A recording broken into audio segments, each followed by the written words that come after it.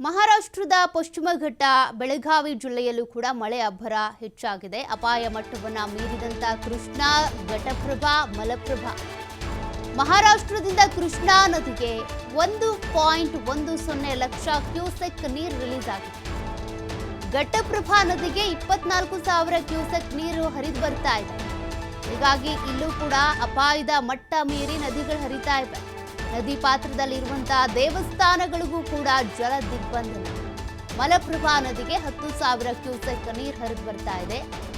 ಇನ್ನು ಖಾನಾಪುರ ತಾಲೂಕಿನ ಹಬ್ಬಾನಟ್ಟಿ ಮಾರುತಿ ಮಂದಿರ, ಚಿಕ್ಕೋಡಿ ತಾಲೂಕಿನ ಕಲ್ಲೋಳದ ದತ್ತ ಮಂದಿರ ಮುಳುಗಡೆ ಆಗ್ಬಿಟ್ಟಿದೆ.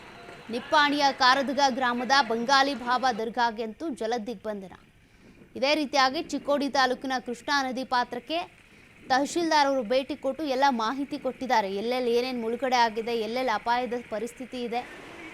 ಇದೇ ರೀತಿ ಮಳೆ ಮುಂದುವರಿಯೋದ್ರಿಂದ ಜನರು ನದಿ ಪಾತ್ರದ ಪ್ರದೇಶಗಳಿಗೆ ಹೋಗೋದಕ್ಕೆ ಹೋಗಬೇಡಿ ಅಂತ. ನೋಡಿ, ಮಠ ಮಂದಿರಗಳು, ದರ್ಗಾ ಎಲ್ಲವೂ ಕೂಡ ಜಲ ದಿಗ್ಬಂಧನಕ್ಕೆ ಒಳಪಟ್ಟಿರೋದು.